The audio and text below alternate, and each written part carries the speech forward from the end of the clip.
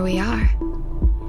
This is Sex Love Psychedelics, and I'm your host, Dr. Kat, bringing you psychosexual conversations that will leave you intellectually turned on and hungry for more. Which brings me to my next question, because this guides into what you were sharing in your experience of that dream, and then associating that with a past life, but then realizing it, it was a symbolism to what really happened to you. Right. I get this from clients and from people who've gone to psychedelic experiences and then come in where they have these memories around sexual trauma from as a child or sexual violations, and they don't know if it actually happened or not.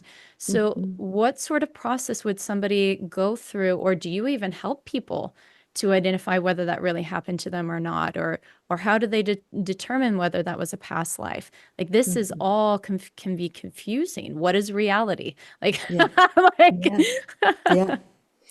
Yeah.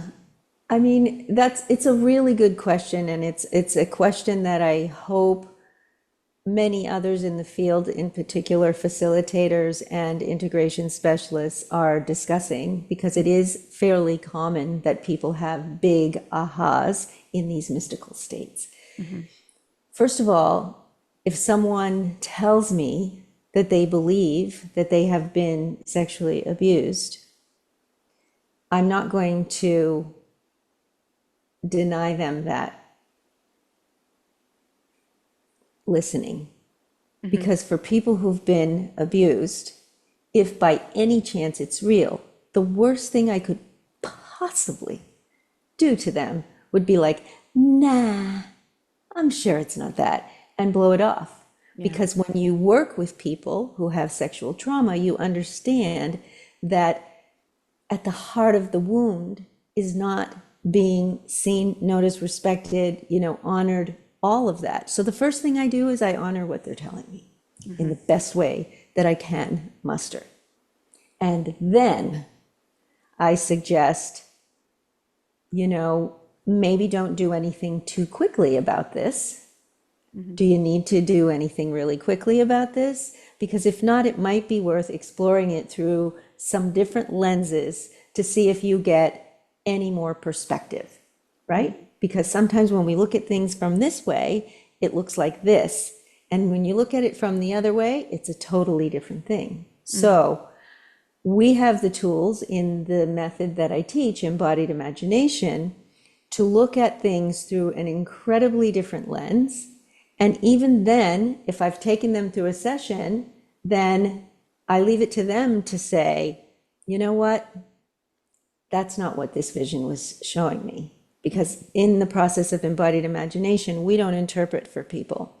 They become embodied by the images in their visions, and the images speak for themselves, right? Because they're their images. I don't say, oh, so that meant that, and you should that. I mean, that's about the exact opposite of what I would do with someone.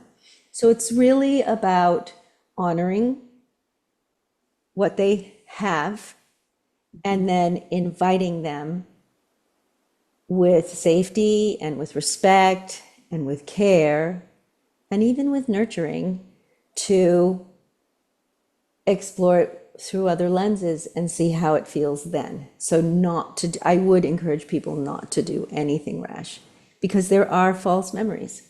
Can you speak more to that? Well, it's just, there's so much going on in a psychedelic vision, depending on who you are and what medicine you took and how much medicine you took and what your history is and how you set your intentions. I mean, there's a lot going on. And so I feel like we're bombarded with a lot, the plants and the medicines and the collective are all trying to have time with us and share things with us and bring things to light. And it's easy to misunderstand. We've been enculturated to be literal thinkers, right? So if you see a rape, that's a rape. If you see a monster, that's a monster. If you see an assault, that's an assault. But according to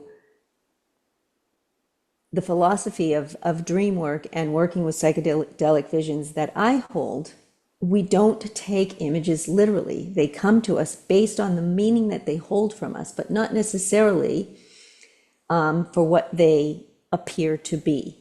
And so that's where you have to be really careful, like really careful.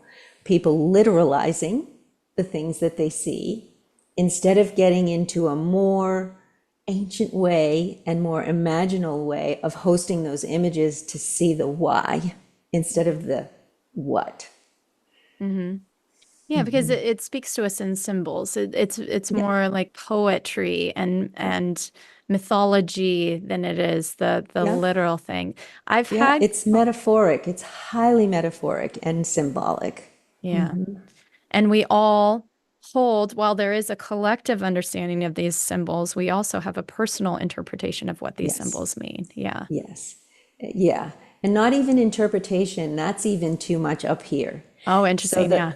Yeah, I would say we all have personal associations. What does this image bring up for me? That's why we're being presented with this image. That's why the collective said, hey, show Kat this. Show Kat this older woman sitting by a river with long white hair, right?